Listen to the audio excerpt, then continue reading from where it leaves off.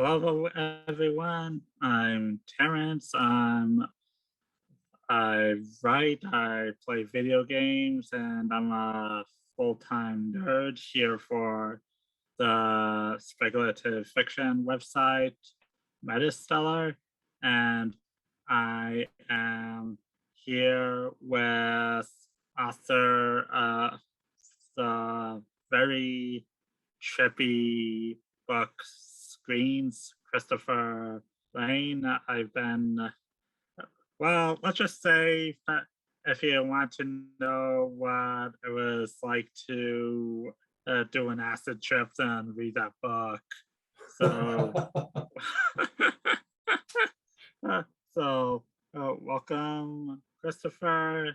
Thanks, Thank Terrence. you for joining us. Of course. It's my pleasure. Thank you. Love your Dalek poster up there. Oh, thank you very much. Yeah. I've got a room full of posters out there. I don't show them all because one of them hits a mirror and you'll see the back of my neck infinite times. But yeah, I've got that. I've got a Star Wars blueprint poster, and I've also got, I don't think you can see it very well, but right here is a print that somebody did, and really tiny, you can't see it, but it's R2D2 and C3PO. Yeah, my brother gave it to me because he knows what a nerd I am. So yeah, thanks for having me. I'm really excited to be here. Yeah, it's good to have you here. So the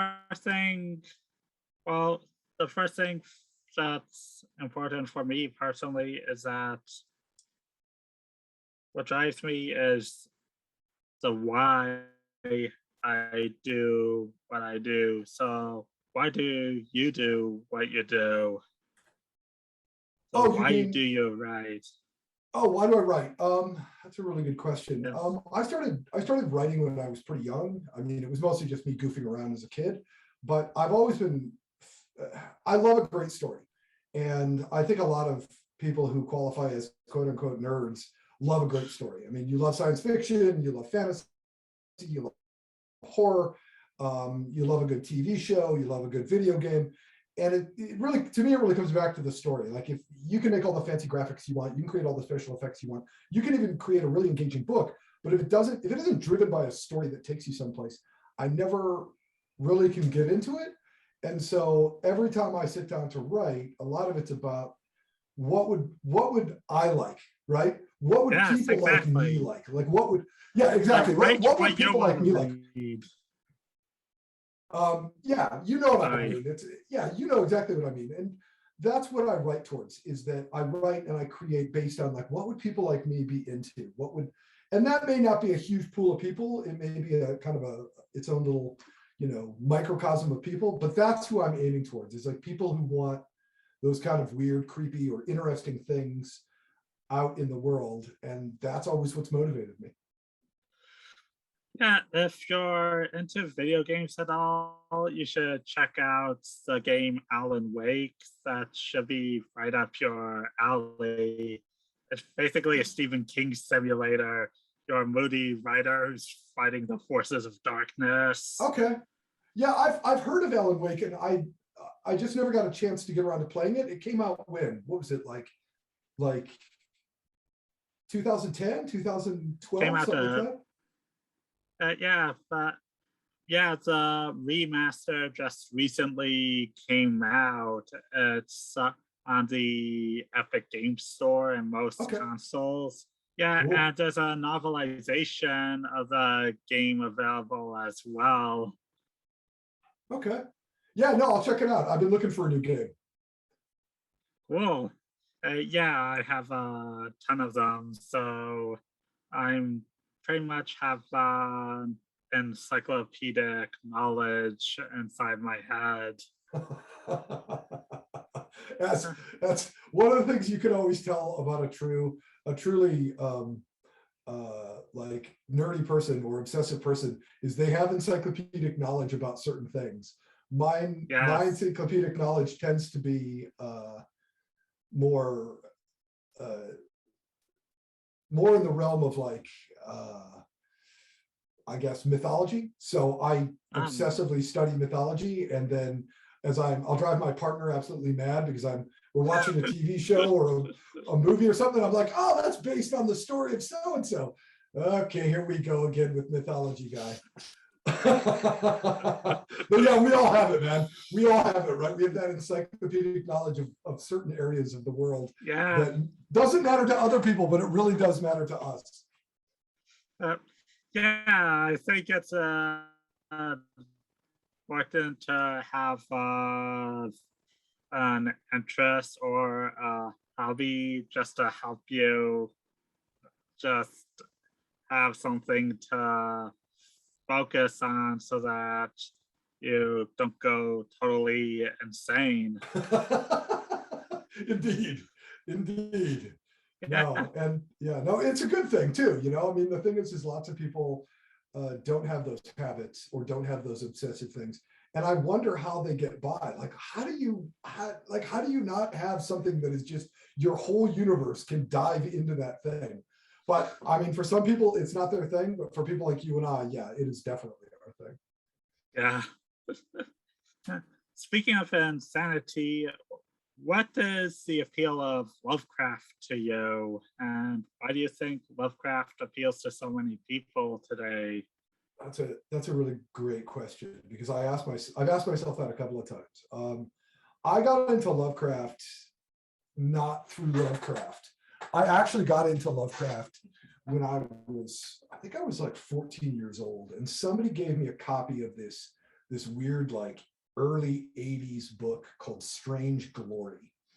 And it was this collection, you can buy it online, like paperback of it, but it's this collection of art and poetry and short stories all mixed together, and all of it deals with either the supernatural or the macabre or something kind of twisted and weird. And in that book, I read The Hounds of Tindalos, the short story by Frank Galleplanc.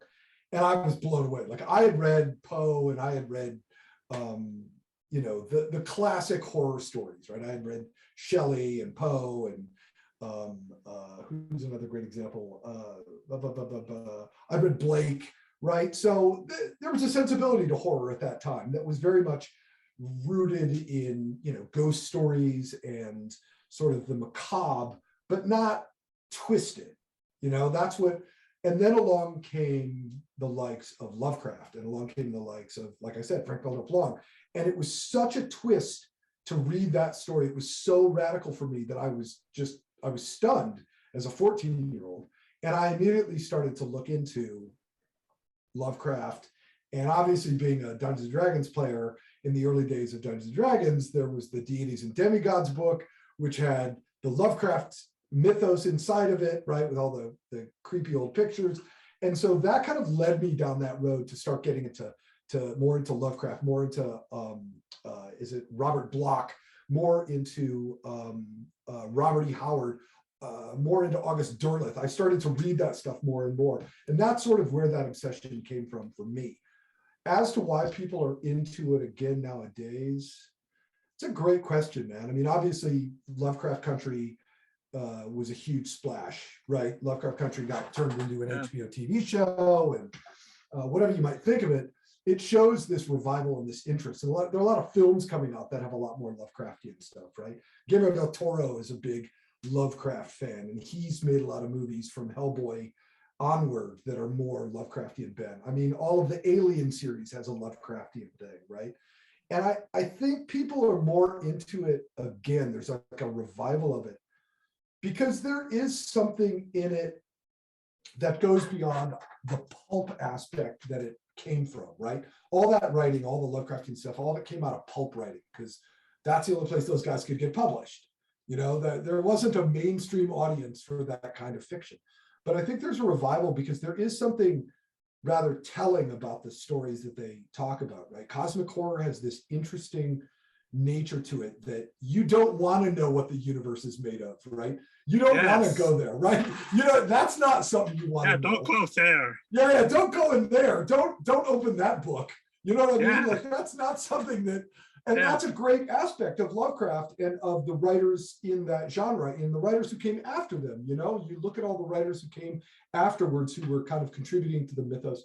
And I think what says it so well, and I think people can relate to, is this sense of, sure, it's great to be the hero of, or the detective or whatever who solves the mystery, but there's something even better about the hero, the detective who ends up solving a mystery that they then wish they hadn't solved, right? Like, I didn't want to know this. And for me, that is a quality that really drives what I read, the games I play, be they video or tabletop, as well as what I write, is that cool quality when somebody hits you there, right? If you're playing a game and you're like, I really don't want to go down those stairs. There's not really anything down there for me, you know? That feeling, that is such a powerful feeling, and I love it. So that is a long way of saying that's how I got into that world. Yeah, I certainly do believe that. Well, let's put it this way. Some people are so preoccupied with whether or not they can that they don't stop to ask if they should. That's a quote from some obscure mathematician. I think it was Jurassic Park. And yes, it was Jurassic Park. Yeah, it was Jeff Goldblum. When there is like, you were so busy trying to figure out if you could, you didn't stop to think if you should. Yeah, good quote. Yeah, I mean, I think there's definitely some truth to that. Of course, we want to make advances that will benefit humanity. I also believe that we should ask ourselves, is this over the line? Are we just messing with forces that we shouldn't be messing with? Yeah. I think that's there's something to be said for that. Yeah, excuse me. I think that's one of the things. I wrote a piece, blog post on Medium about the artist, or cosmic horror and the cosmic horror and the artistic edge. Because in the arts and science, we've been told traditionally that in the arts and science, you want to be out on the edge, right? You don't want to be near the middle. The middle is solved. Everybody understands it. You want to be out on the edge. But the cool thing about Lovecraft and Lovecraftian writers in general is they flipped it on its head. Is they've gone, sure, you can go out to the artistic or scientific edge. That's fine. Go for it. But don't expect that what you find or what you create is necessarily a good thing, that there are dark things out there too. There are things out there that you don't want to mess with. And I think there's always a stage in human evolution where we're ready for something. And unfortunately for us, we have this weird obsessive need to constantly be pushing the edge. And like you said, are we ready for that push? Are we ready to go to that place? Because if we're not, now it's like, hey, look, I've got this stick of dynamite that's lit. Hey, yay, right? Like, are you really ready for that? And that's one of the cool things that you see in that balance between society and science and art, is that science and art are always trying to push way out there, where society may not be prepared for those things. It might not be at that point yet. But anyway. Yeah, speaking of cosmic horror, first off, regarding the Facebook blackout a couple of weeks ago, was that you trying to stop the hounds of Anthologies from sucking our souls through our computer devices? I wish I could say it was me, but it actually, in reality, it was just some guy who deleted the wrong DNS records. Yeah, I can't even imagine how fired that poor person was. I mean, I have, because I work in IT, because I'm a software engineer and a software architect. A lot of us keep pretty track. I'm sure you do too. Keep track of like why these things happen and what's going on. And some poor fool fell for the classic blunder in IT, which is never delete the DNS records.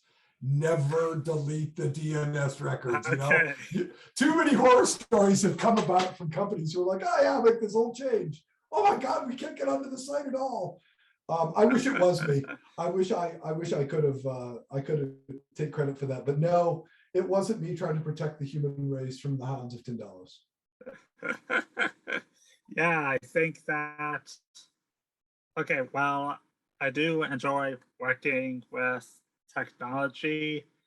There are times where I feel like that I feel kind of drained from spending so much time on the computer screen. That's why I think it's important to get out of the house for a little bit. Like, so do you think you have a good handle on using technology without becoming over dependent on it? I think it's a tricky balance, man. While the irony is that I wrote the book. The book came out of a really sort of innocuous moment that I had. So I grew up in San Francisco and then moved to New Zealand about 20 years ago. And I was back in the US on a business trip.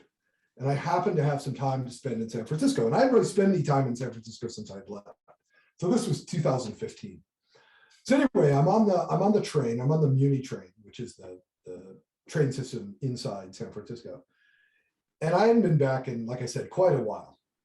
Anyway, I'm on the train, I'm looking around, and I notice something weird is going on.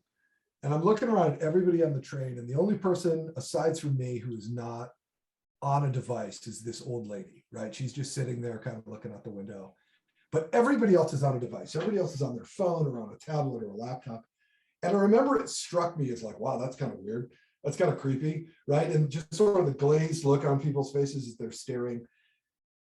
And that was sort of the impetus for the book, was that I had this sense of like, wow, I spent a lot of time on computer screens and TV screens. And I didn't, at the time, I didn't regularly use a mobile phone. I did afterwards because everybody has one now. And I realized that I did spend a lot of time on screens. Like I spent a lot of time staring at screens. And it triggered in me this, this idea, the idea of the story, the idea behind the book. There was more to it than that, but that was sort of the impetus that drove the whole thing. As far as me having a handle on it, the irony is I spent more time on my phone while I was promoting a book that told you to get off your phone. When I was in the last, from like November of last year to now, I spent a great deal of time, you know, on social media, trying to promote the book, blah, blah, blah. But I think one thing the book did teach me was, yeah, it is important to get away from your screens. You know, it can become obsessive. You can find yourself staring at these devices or overusing these devices. And if you actually go online and look up screen addiction, almost all the links that you find for screen addiction are geared towards children or young people. It's always like, oh, how do you keep your child from having screen addiction? How do you keep your teenager from having screen addiction? But there's very few posts that you see, like, how do you keep yourself from having screen addiction? And I found that really telling, right? It's like, wait a minute, it's not just kids. Don't tell me it's just kids or teenagers, you know, it's all of us. And so for me, the way that I get away from it is that I allot myself time that I can look at social media. Like, okay, you can look at it for this long in the morning, this long in the evening, check your emails, check the news, and get off. I've tried to spend a lot of time in the garden. So I work in my garden quite a bit. I try to get out and about, go for walks, walk to work, just have a quiet time, you know, time that I'm not looking at a device. But yeah, it's tricky though. It is tricky because it's easy to, you know, you're like, oh, I'm going to cut down. And then 2 weeks later, you found that you slid back into it. So yeah, that's kind of my approach. What about you? Well, as far as my personal life goes, I do like spending some time with video games, but Sure. I don't want to be one of those people who spends 12 hours straight playing video games, because I think that's just kind of overkill. Yeah, it can be. And the thing is I know exactly what you're talking about. Is if you do a binge on a game or a binge on a TV show, you come up from it and you're like, I feel kind of weird. I feel Yeah. a little like a little zoned out, a little not focused.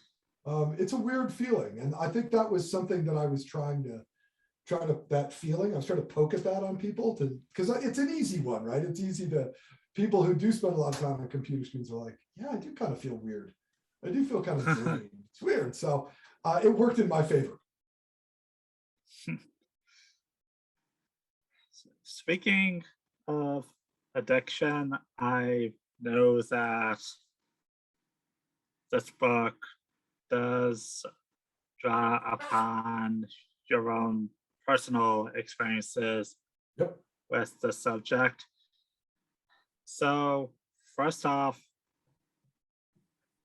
I think that was a very brave and important thing that you did, kind of taking your personal struggles and putting them to paper and just putting out this product that other people who may also be struggling with addiction of some kind can relate to.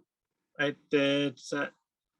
Is that one of the things you were hoping for? That this book might be like somehow beneficial or comforting to people who do struggle with addiction, like it lets them know that they're not the only ones going through this? I never really, I mean, that's a great question, Terrence. I never really thought about it. I guess on some level, yeah. On some level, that's what I was trying to do was to relate to people who have addiction and have struggled with addiction and the feelings that one goes through with addiction. You know, the sense of cynicism, the sense of constantly pushing yourself, the reasons why we do it, right? They're never the reasons. People always have this image of drug addicts and how drug addicts look and the way that where you're going to see drug addicts, when in reality, you know, I think the opioid epidemic around the world, but particularly in the US, really drove that point home. It's like, no, addiction isn't just something that happens, you know, it's not just in some dark alley, it's not just scuzzy characters as we've all been raised to believe, right? The morality play of what addiction is. Yes. It's something that's, you know, it's something that's very real to all of us if we all face it in some way. So I guess in a way, yeah, that was part of it. In another way, it was me processing a lot of feelings about how I felt, because while most of my addiction took place in my younger years, like in my 20s and early 30s. And then I sort of kind of pushed it out of my psyche, right? Like, I can't deal with that right now. I can't deal with the feelings related to that. I've got a family, I've got things I have to do, I've got a life I have to live. And I sort of pushed it out of my life for a long time.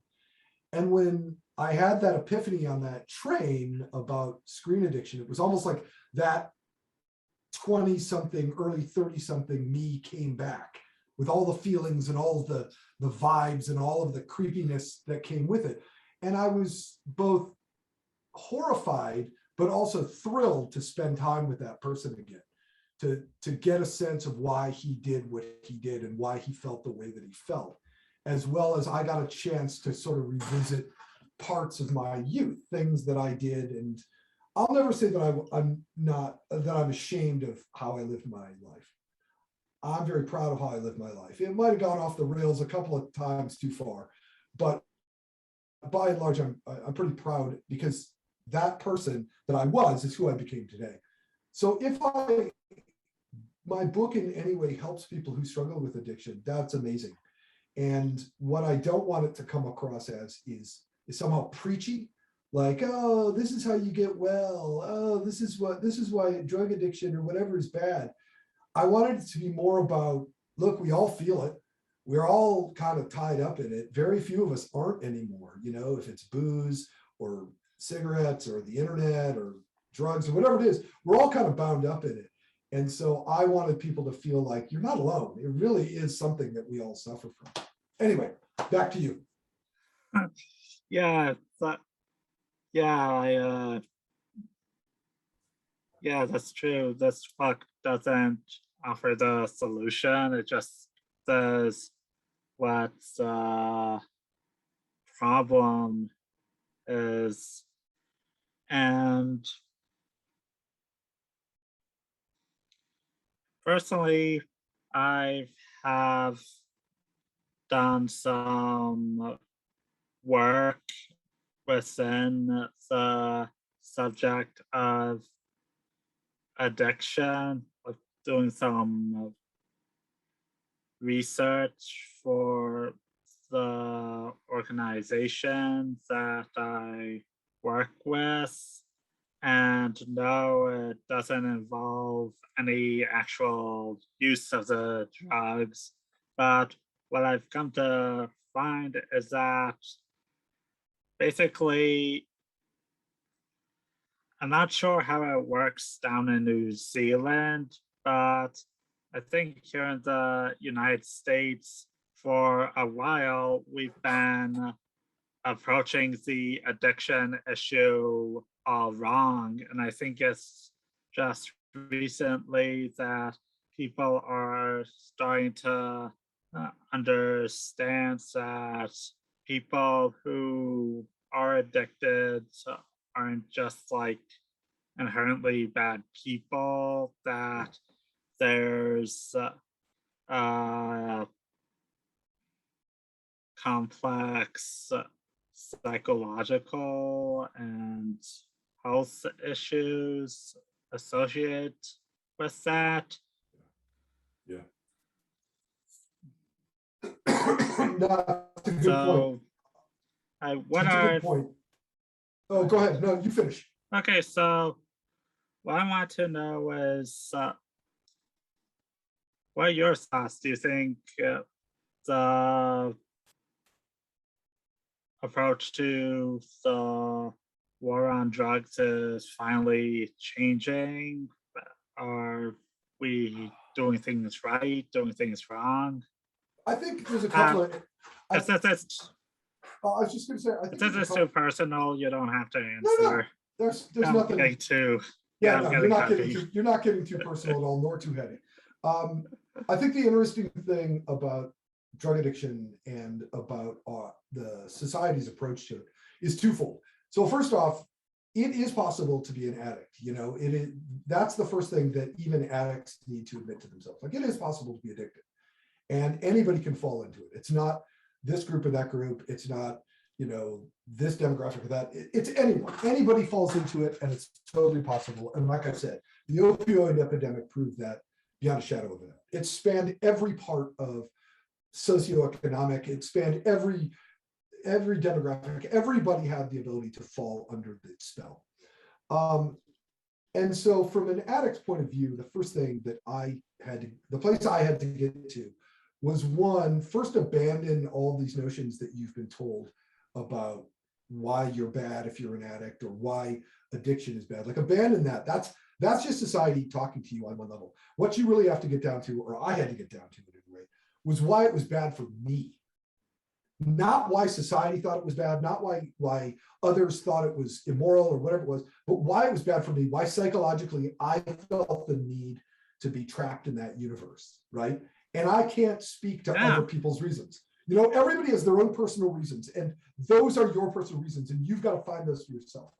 As far as with society itself, I think the war on drugs was a well-meaning idea early on, that you were looking at a society that more than likely was looking in the rearview mirror at like the 50s and 60s, or 40s, 50s and 60s. They suddenly see drugs everywhere. Let's not get started on how the drugs got there, but suddenly you have a society full of drugs, lots of drug addicts, and the well-meaning but flawed notion was that we've got to punish this behavior, right? We've got to punish the selling of it. We've got to stop people by punishing them from doing it. And what that led to was exactly what we got. We ended up trying to litigate our way out of the problem. We ended up trying to criminalize our way out of the problem. And in fact, it's been proven again and again that that isn't going to work. You can't, I mean, sure, you can get drug dealers off the streets. Yes, you can do that. And that there are some dangerous individuals out there who use, because there's so much money tied up in drugs, who will use violence and intimidation and what have you to keep their flow of drugs going. Admittedly, you don't want those kinds of people acting with impunity.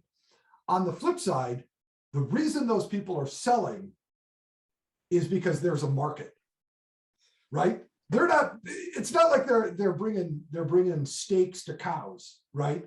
Cows are like, Yeah. what? That's gross. Oh, I don't want that, right? There is a demand. People want these substances. And if they don't want the substances, it's reasonably easy to find members of a group who will want those substances. And so for me, the first place that I had to look, and I think the first place we have to look, is like, why are people so addicted? Why do we feel this need to dive into addiction or take these substances? And it's not an easy question to answer, but I do think it's probably the better answer. I know New Zealand has more, it does have laws around hard drugs and things like that. And I mean, to be fair, in many ways, the US is in advance of New Zealand. The legalization of marijuana in large number of places in the States, that hasn't happened in New Zealand yet, where they have decriminalized it, but it's not legal. But a lot of the effort in New Zealand that goes into drugs, there is some use of the criminal justice system, but more and more they're attempting to make it a medical problem, that it's a problem that you need to deal with medically, you need to deal with through therapy. And the approach to me seems the more sound of the two choices, if there are only two choices. Anyway. Are you familiar with the rat park experiment by any chance? No. Well, basically, a team of professors at a university in, I think, Toronto, they had two separate groups of lab mice. One was with mice isolated in separate cages, and the other group was basically in this open environment where the rats were free to exercise and interact with other rats and find mates. And the big thing that came out of this study was that it was discovered that the rats who were isolated in the cages were more dependent on the opioids they were given than the rats who were in the quote unquote rat park. So that's a strong indicator that it's not the drug alone that is a reason for widespread addiction. It's also the kind of environment that the users of those drugs live in. In other words, it's one of those cases where you can't just eliminate the symptom. You have to identify the causes as well. Yeah. So one of the things that I tried to push in screens was this idea of isolation, of James and his isolation of the people on the network, or you as the reader, isolated from the world. And then end of the book talking about conspiracy theories and the isolation that comes of the whole conspiracy theory thing. And isolation does play a big factor into addiction, particularly addiction of illicit substances. But it can span any type of addiction. But there is a sense of isolation, a sense of not because of the addiction, but you isolate yourself and you take the addiction along with you, right? Like that's your partner in crime. That's your partner in isolation, is your addiction, is whatever your substance is, whatever it might be. And it is a strong feeling, that sense of, oh, I'm isolated from the rest of the world. I'm isolated from my family or my friends or from my community, whatever it is.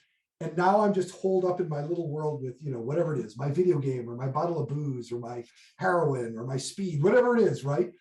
I'm now isolated in this little world where it's just us working together.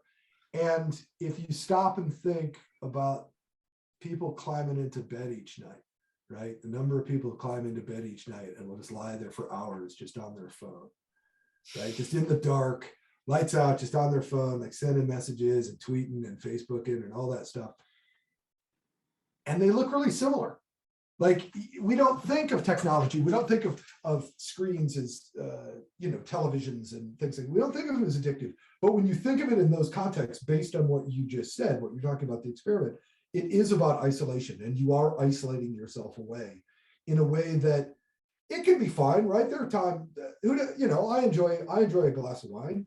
Somebody might enjoy smoking a cigarette. Somebody might enjoy playing a couple of video games, but there's a line, and Yes, nobody a can line. tell you where that line is, right? Like there are those people, like I've known people who they'll go out on a Friday night every couple of months and they'll just get plastered, they'll just drink like fish, but then that's it. They're good. They don't need to drink for a month or 6 months or whatever it is. Then there's other people who they do that and it just keeps happening every week or every other day or every, twice a week or whatever it is. And so that line of what is okay, what is healthy and what is not really comes from inside of you, where you suddenly go like, is this cool? Or worse yet, you're denying, oh no, it's totally cool. It's 100% fine. It's like, well, if you're denying to yourself that something's not quite right with your balance with the world, then maybe it's time to think about it. Anyway, back to you.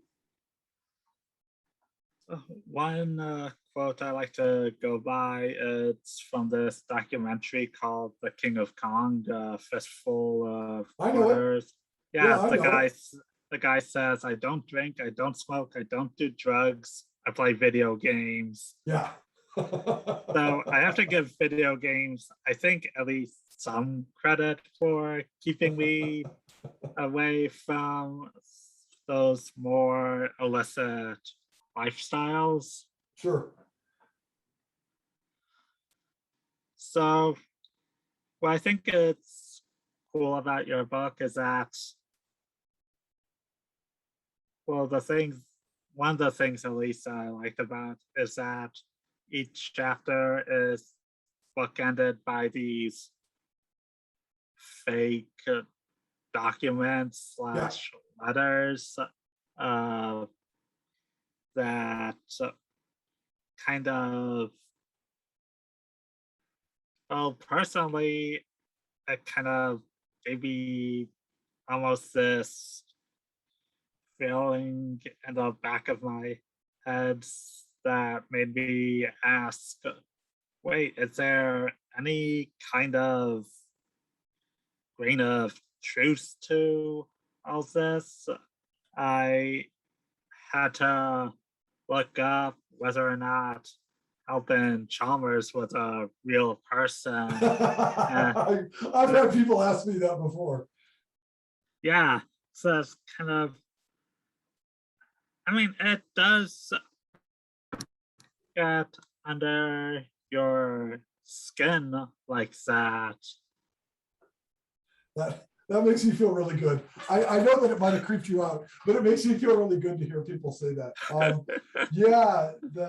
I did have somebody ask me, is Alvin Chalmers actually a person?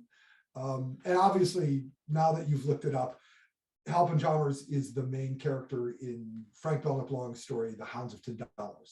And then the follow-up story, which was The Secret Watchers. Alvin Chalmers is based on that, obviously based on the character in that short story. I always felt like Frank Belknap Long didn't get the credit that he deserved as a writer. He was sort of in many ways, he ended up being the unsung, one of the unsung heroes of that whole group of who I call the Lovecraftians, right? He wrote so much, he wrote so many books, and he edited so many books. And he actually, it's kind of sad, he actually died a pauper. He died kind of like Poe. He ended up being an unknown and ended up being broke. And that's why I dedicated the book to him, because I felt like this guy had such, as a writer, he had such, that story had such an impact on my life and such an impact on what I thought my writing and the kinds of writing I like to read and the kind of films I like to watch, kind of video games I like to play, type of tabletop games I like to play. He had such an impact on that I felt like I owed him that much, that he had such a significant impact on me. The written content in the book, some of it is not as phony as you might think. So the various pieces that are in there about addiction and talk about screen addiction and talk about how addiction binds to your brain chemically, that's all real information. I just went out and found the information on screen addiction and information on addiction in general, and then asked some people that I knew, is this medically accurate, right? Are these facts true? And they were like, yes, these are true facts. I was like, okay, well, I don't want to put something in the book that isn't true. One of the reasons that I put that content in there is that I really wanted to contribute in a more positive way to the whole subject of conspiracy theories. That it's quite easy to manufacture anything nowadays, right? I can manufacture whatever I want because everything's digital. And because everything's digital, you can do whatever you want to it, right? I can take a video and I can do whatever I want with it with Adobe Premiere. You can take a photograph and do whatever you want with the Photoshop. You can just touch things, you can change things, you can edit things. And so I wanted to play on that a little bit, that sense of, oh my God, there's more information. And in some ways, those are some of my favorite parts of the book. By far, my favorite of those is the diary entry by the Spanish police inspector. Oh, I think I know the one you're talking about.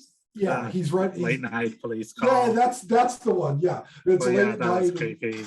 Yeah, he turns up at he and his partner turn up at the crime scene where the two people have been, dealt with. And that one was by far my favorite because I don't know, something about it. When I wrote it, I'd written the other ones. I'd written most of the other ones, not all of it. I'd written most of the other ones and they've been interspersed in the story. And I really kind of liked how they felt.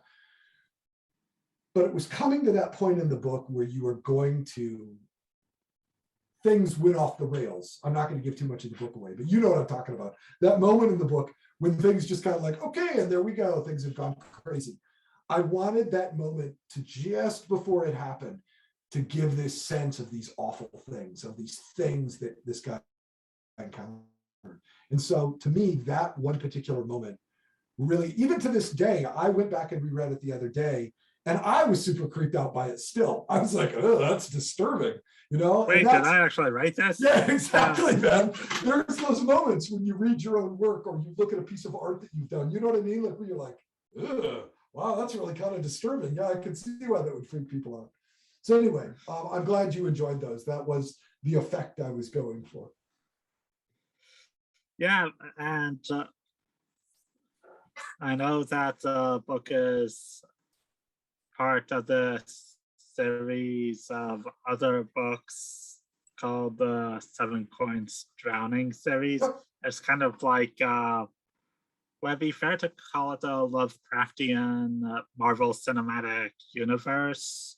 I've never had anybody put it that way to me, but yeah, it's not an unfair comparison. I would also throw in there, maybe this is a bit of an old reference, so I'll use two references. I would put in there that they follow along in the vein of, say, Twilight Zone, or the modern version being Black Mirror. I think Twilight Zone. Yeah, Rod come on, man, they're amazing. Awesome. Yeah, they're awesome. If you've never seen them, have you ever watched Night Gallery? Oh, I've been catching reruns of that show on this channel called Comet. It airs reruns of it on Saturday mornings. I've caught a couple episodes of that show. So the same guy who made the Twilight Zone, Rod Serling, made the Night Gallery. But see, the Twilight Zone was made in like the late 50s, early 60s. So it has that vibe, right? That like, well, Mr. Johnson, you find that you're an alien. You know, it's a little square. It's cool. His writing was amazing, but the sensibilities of the time would not allow for something really disturbing. You know, there were like these little mini morality plays, and they're great. But then the Twilight Zone, or sorry, the Night Gallery was made in the 70s, in like the mid 70s. And it has this really disturbing 70s lighting, and then this sort of creepy psychedelic thing going on. So anyway, back to your statement about how did you put it? You said it was a Lovecraftian Marvel MCU. universe. Yeah, completely. I'd say I'd throw in Night Gallery, Black Mirror, and maybe that series Love, Death, and Robots. I think I've heard that name before. Yeah, so Love, Death, and Robots it's on Netflix. It's these little vignettes, these tiny little short pieces, and any of the pieces has to be either relating to robots, love, or death. They're little cartoons, each done in their own style. But yeah, the Seven Coins Drowning, when I started writing it, it's been since like 2013, 2012, something like that. And I wanted them to have that sense of like they're each their own little thing. Now, if you've read all of them, then you know that I do that goofy, nerdy writer thing where I put Easter eggs, or I put in little hints to each one in the other ones. Like I try to make sure that there are hints to them. But beyond that, they all stand on their own. And I think I'm going to use that, Terrence. I think from now on, I'm going to refer to it as a Lovecraft Marvel Universe crossover. I like that. I like that a lot. Cool. I'm glad I could contribute. Yeah, to my elevator pitch. Yes. Okay. Tell us, how can people buy your book? Oh, yep. You can get my book off Amazon, like, usual Amazon nonsense. You can grab it off of, there are a lot of online bookstores. So I'll be happy to kick over some links to the online bookstores that have it. For most of Amazon's competitors, you can get it in paperback. You can ask for it at your bookseller, and I'm happy to kick through a link of the details of what to ask for. Yeah, you can get my book in most places. All you have to do is look it up. You're just looking for Screens by Christopher Laine, Laine. Yes, not Lane as in road. No. Well, it was very cool to talk with you about your work. And one other question. Did you ever watch the XFiles? Were you a fan of that? Oh God, man. I've got all of them. I have all of them. It's so funny that you say that, because I was like, I could hear you saying, have you ever watched and I was like, there's about 3 shows that I think he's going to name. Oh yeah, no, I love the X-Files, man. There are certain episodes that just blow me away. Yeah, that I've been catching episodes of that as well on television, and I love Mulder. He's kind of an ass, like, with all his sarcasm. He so is. And yet, I mean, to be fair, when you read my book, James is an ass. James is an arrogant son of a bitch. He's not necessarily a really likable guy. But as somebody said in a review, the one thing you can never say about James is he's not uninteresting. He is an interesting character. And I feel the same thing about Mulder. It's like, yeah, there are times where with Mulder you're kind of like, okay, whatever. But he's interesting, and that's what always kept you glued to him. Yeah, he's gotta find the truth. The truth is out Yeah, there. exactly. That's right. Exactly. Well, Terrence, thank Yeah. you so much, man. No, it's been great. It's been amazing talking to you. Thank you for taking the time. Thank you for helping me coordinate the US and New Zealand time zones to arrange this. It's tricky. Having lived here for 20 years, I definitely know that they can throw people off. Like, wait, it's your Monday? How is it your Monday? So completely, it was 100% my pleasure. And I'm really glad that we had this chance to chat. Yeah, thank you for, yes, thank you for this opportunity. Nah, 100% my pleasure, man. Yeah, next time you want to get together and chat some more, I'd love to come on again. Hi, great, thanks. Awesome. Okay, I'm Cool. pretty sure you have other responsibilities to get to, so I will. Oh, I will say one other thing, just for your interest. So obviously Screens is out there and people can grab a copy of it. You can go to my website, which is Christopher Laine, LAINE.net/screens. It should be included in the transcript. Check out some of the book trailers, check out some of the creepy, weird imagery that I put out there. But for your knowledge, my next book in the series actually isn't a book. I'm actually starting to work on a video game novel.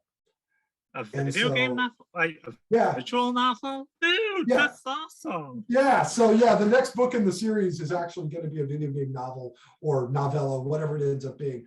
And so I'm just diving into getting into coding with Unity, and I've got a buddy who's into video gaming and designing video games. So yeah, I'll keep you appraised. I'll let you know as things start to come out, as graphics start to appear.